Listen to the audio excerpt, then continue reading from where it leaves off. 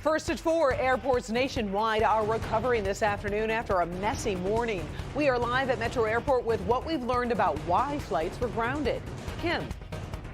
A mild afternoon here in Metro Detroit. A break or two of the sun, but otherwise mostly cloudy. 45 in Detroit. A cool down for the end of the week. We'll talk about it coming up.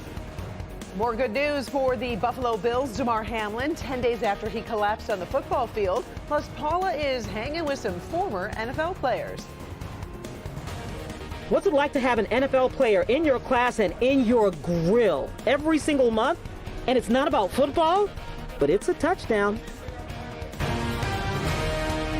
Live from downtown Detroit, Local 4 News First at 4 starts now. Good afternoon. I'm Karen Drew. First at 4. Things are back to normal at Detroit's Metro Airport after the FAA grounded air traffic nationwide this morning. The improvement follows a frustrating few hours for thousands of travelers. Trouble with a computer system canceled 1,000 flights and delayed 6,000, all by 11 a.m. We have team coverage. Consumer investigator Hank Winchester live at Metro, but we are going to start with Kimberly Gill with exactly what went wrong here, Kim. Karen, good afternoon to you. It looks like the problem comes down to a computer system that the FAA uses. It's called the Notice to Air Missions System, or NOTAM. Pilots use it to check any conditions that could impact their flights, from runway construction to bad weather. So this morning, the system broke down, which meant pilots couldn't be sure of the conditions they were facing. The impact was immediate.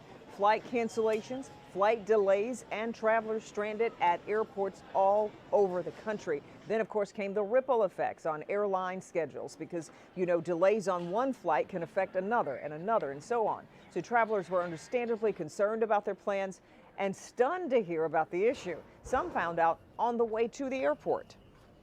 As I'm driving and she's checking Twitter and just said, hey, guess what? And I thought it was a early April Fool's joke, but she said, no, it looks like it's temporarily grounded and just, hang tight. I'm just praying that my flight is still good to go because we've been planning this trip for 2 months, 3 months, and we have Airbnbs booked, rental cars booked,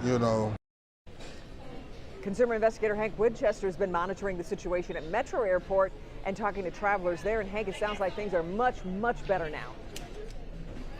Yeah, Kimberly, in fact, take a look right now at the board. As you can see here, there are no delays, no cancellations, and this has really been the case here, at least at Metro, since about 10:30 this morning. But you talk about those ripple effects. I mean, there were people getting here at the airport for flights at 8, 9 o'clock, 10, realizing that there were delays and some cancellations, mainly flights going into New York this morning that were canceled.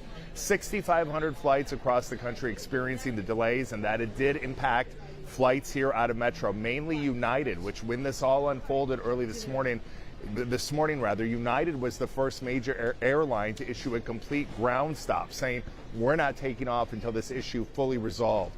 The work is being done right now to figure out exactly what caused all of this, but the most important news right now is that glitch from earlier this morning back online, things running smoothly. If you have a flight this evening, there should not be a delay or a cancellation, but always take the time to check in with the airline, look at the app, see what's going on with your flight before you make your way here to Metro.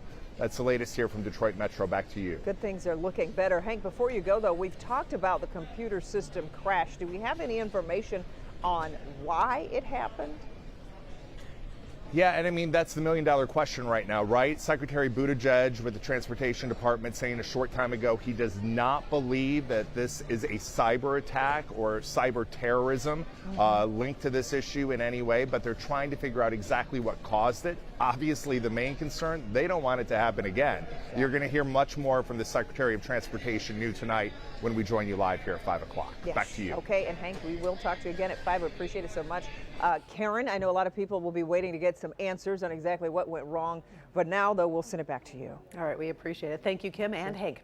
Football player Demar Hamlin is now recovering at home after being released from a Buffalo hospital today. The Buffalo Bills released a statement saying Hamlin completed a series of tests showing he could be safely discharged. Just 10 days ago, Hamlin suffered cardiac arrest during a Monday night football game against the Bengals. The Bills are practicing for the playoffs and say it is up to Hamlin on whether or not he is going to be ready to play again. Michigan State Legislature is open for business. We are seeing a wave of change in Lansing. Lawmakers of the 102nd Legislature were sworn in this morning. It is the first time in 40 years the State House and Senate are both controlled by Democrats. There are also shifts in demographics with more younger legislators, more women, and more members from the LGBTQ community. So what is on the agenda in 2023? We've heard these 3 items are priorities. There could be movement to repeal the tax on Michigan's pensioners, a repeal of the right to work law that's been on the books since 2012, possibly moving up Michigan's presidential primary. And we just saw an attorney in court accused of embezzling from the late Gretchen Valade, also known as the Angel of Jazz here in Detroit. David P. Sutherland pleaded not guilty to a handful of charges, including racketeering and embezzlement. Prosecutors asked the judge to appoint an attorney to oversee Sutherland's work with other elderly or vulnerable clients. The judge refused, but did set a $250,000 cash bond. The Attorney General's office accuses Sutherland of stealing from the Valade family as she grew older and frailer. The Carhartt clothing heiress was known for her philanthropy, especially her work to save the Detroit Jazz Festival. Disturbing criminal sexual conduct case against a local doctor continues to grow this afternoon with new charges against Dr. Zvi Lavron. He stood silently today in court as his attorney waived a formal reading of new charges. Today, Lavron was arraigned on 3 new counts, which means he now faces 25 charges. Prosecutors say they expect to file more. The doctor is accused of assaulting many patients he met through youth hockey leagues. Lavron has pleaded not guilty to all the charges against him and remains in custody pending trial. Let's take a few moments to check your first forecast. It's been another gray, dreary day outside. Let's head over to Kim Adams to see if we've got any relief. Well, we're seeing just a little bit of filtered sunshine as we look at this live look from our Windsor Skycam. If you look very, very high up at the top of the banner there, you can see a little blue sky peeking through from time to time, but not enough. It's just overall a cloudy day for us, but mild. 45 in Detroit, 43 in Howell, 39 in Pontiac, 44 in Adrian. Pretty much upper 30s to low 40s across the board, with the exception of Metro now checking in at 45. Now that's 5 degrees warmer than we were this same time yesterday. You look down to our south and west, and you can see Adrian is 9 degrees warmer, and it's 11 degrees warmer in Jackson. So temperatures have certainly gone up today. Now they're going to go up and right back down again. Umbrellas needed for your Thursday, a few flakes Thursday night and Friday, and then the weekend looks cool but dry. I'll have your forecast coming up in just a few minutes. All right, thank you, Kim. First Lady Jill Biden is undergoing some minor surgery today to remove a possibly cancerous lesion above her right eye. President Biden accompanied his wife to Walter Reed National Military Medical Center this morning. Doctors announced the surgical plan last week and say it's being performed in an abundance of caution. The lesion was found during a routine skin cancer screening and will be analyzed to rule out any cancer. Right now, the First Lady's office says the surgery is proceeding well and as expected. We should get another update when the surgery is over. Okay, let's talk about some really important lessons being taught by 2 football heavyweights. They've gone from the gridiron to the classroom to teach the game of life. Inkster's Westwood School District has fewer than 2,000 students, but as Paula Tubman shows us, they are pulling big-time talent in their mentoring programs. Thomason Middle School is in Inkster, and it may be a small school. Some people might find it easy to overlook. But at this very moment, there's some really big guys. I mean, physically, really big guys who've turned their attention to the boys and girls in the school, and they're letting them know it ain't about football.